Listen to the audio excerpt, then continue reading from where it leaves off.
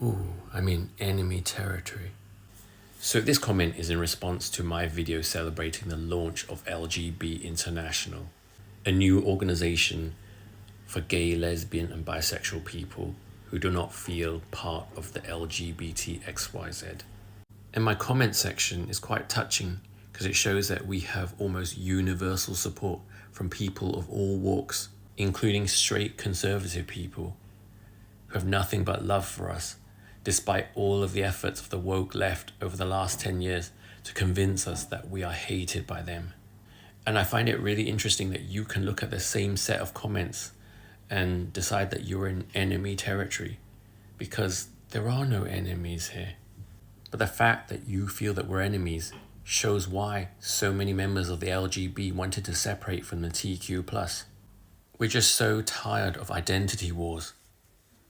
The LGB and the old school LGBT, because actually I would love if the movement was called OG LGBT, because so many of my old school trans friends feel the same as us.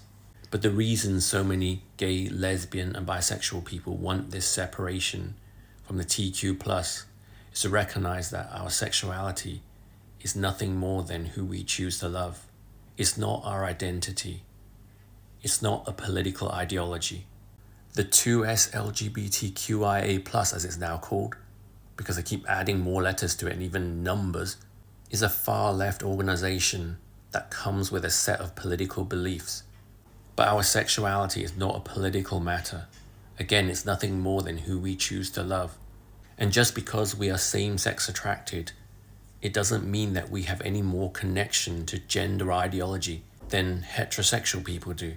Sexuality and gender are two completely different issues. The LGB, as well as the old school T, never tried to force anybody to adopt our ideology. We didn't have an ideology. We only wanted acceptance. And we pretty much achieved that here in the West. And ironically, because we achieved this success, LGBT activist groups and charities had to latch onto a new battle in order to keep receiving the funding they were getting. So they took on gender ideology and tried to convince the world that this was the biggest form of oppression in the Western world, while they abandoned the gay and lesbian cause. And yet, there are 64 nations in the world where it's still illegal to be homosexual. And in places like Iran and Pakistan, men who are convicted of homosexual acts are pressured to transition to straight women in order to avoid punishment, which is essentially coercive gay conversion therapy using hormones and surgeries. And I remember when the LGBT activist groups considered this barbaric and fought it. You can Google it yourself, it wasn't that long ago.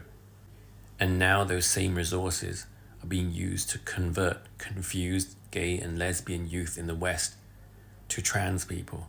So challenging this practice in other countries is now a conflict of interest.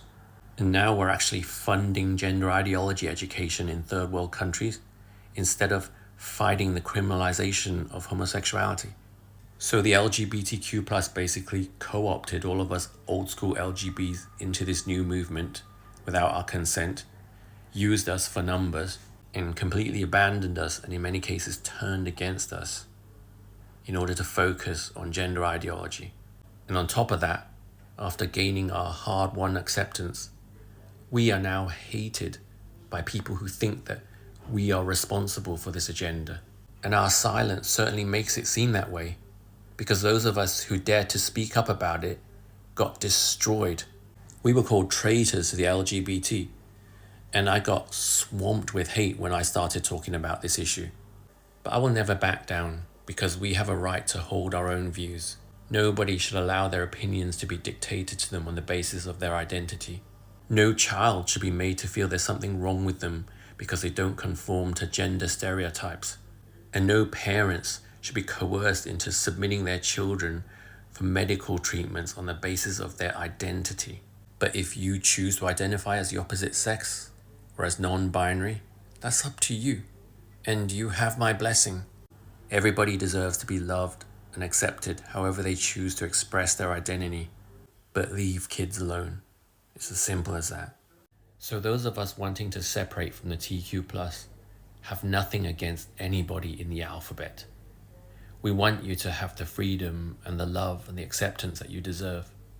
We're simply tired of our sexuality being used to push a political agenda that isn't ours.